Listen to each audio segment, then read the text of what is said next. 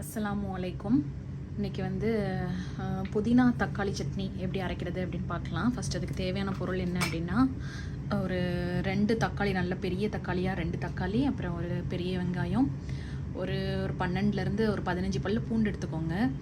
அப்புறம் 1 table spoon உளுத்தம்பருப்பு, 1.5 table spoon கடலைப்பருப்பு, அப்புறம் வந்து காஞ்ச மிளகாய் வந்து உங்கள் காரத்துக்கு தேவையான மாதிரி எடுத்துக்கோங்க. அப்புறம் 1 கட்டு புதினா கீரை, அது கூட கொஞ்சோண்டு கருவேப்பிலையும் போட்டு கலந்து வச்சுருக்கேன், நல்லா க்ளீன் பண்ணி வச்சுருக்கேன்.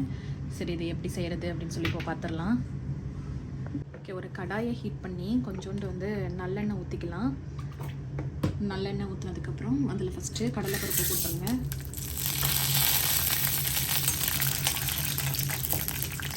கடலைப்பருப்பு போட்டு நல்லா அது வந்து ரோஸ்ட் ஆகட்டும். ரோஸ்ட் ஆன பின்னாடி உளுத்தம்பருப்பை சேர்த்திக்கோங்க. 2 சேர்த்து நல்லா செவக்க வறுத்துக்கலாம். உளுத்தம்பருப்பும் கடலைப்பருப்பும் நல்லா செவந்த பின்னாடி நம்ம வச்சுருக்கிற காஞ்ச மிளகாய் போட்டுக்கோங்க. நான் இங்கே வந்து ஒரு 8லேருந்து 9 காஞ்ச மிளகாய் எடுத்துருக்கேன். இது கொஞ்சம் காரம் கம்மியாக தான் இருக்கும், அதனால நான் எடுத்துருக்கேன். உங்கள் காரத்துக்கு எவ்வளோ வேணுமோ அதுக்கேற்ற மாதிரி நீங்கள் போட்டுக்கோங்க. அது கூடவே சேர்த்து நம்ம பூண்டு வச்சுருக்கோம் இல்லையா, பூண்டையும் சேர்த்துக்கலாம். பூண்டு சேர்த்த பின்னாடி நம்ம வச்சுருக்கிற வெங்காயத்தை அப்படியே சேர்த்துக்கலாம்.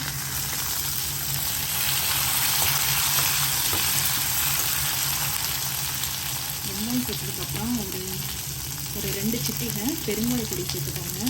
வெங்காயம் ஓரளவு வதங்கிடுச்சு. இப்போ நம்ம வச்சுருக்கிற தக்காளி சேர்க்கலாம். இதில் புளி கூட சேர்த்து செய்யலாம், பட் எங்கள் ஹஸ்பண்டுக்கு வந்து புளி பிடிக்காது, அதனால வந்து தக்காளி அதிகமாக எடுத்துக்கிட்டேன். இது தேவைப்பட்டுச்சுன்னா சின்னதாக ஒரு பீஸ் புளி மட்டும் சேர்த்துக்கோங்க. இப்போ இந்த தக்காளி வதங்குறதுக்கு கொஞ்சோண்டு வச்சு மட்டும் சேர்த்துக்கோங்க.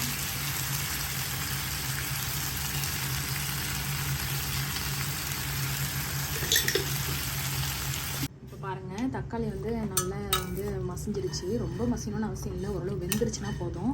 இப்போ வந்து நம்ம வச்சுருக்கிற புதினாவையும் இந்த கருவேப்பிலையும் சேர்த்துட்டு அடுப்பை வந்து ஆஃப் பண்ணிடுங்க உடனேவே. ஓரளவு நல்லா பச்சையாகவே சாப்பிட்டா தான் இது நல்லாயிருக்கும். ஓகே, எல்லாம் போட்டு கிளறிட்டேன். இப்போ வந்து இதை அப்படியே ஆற வச்சுருங்க. நல்லா ஆறினதுக்கப்புறம் மிக்சியில் போட்டு அரைச்சிக்கலாம். அவ்வளோதான், முடிஞ்சிருச்சு. தேவைப்பட்டால் நீங்கள் இதை கடைசியாக தாளிப்பு கூட கொடுத்துக்கலாம். நான் எதுவும் தாளிக்கலை, இதை அப்படியே தான் நான் வந்து வைக்க போகிறேன். நல்லா ஆறுனதுக்கப்புறம் நல்லா மிக்சியில் போட்டு நல்லா அரைச்சிட்டு வந்துட்டேன்.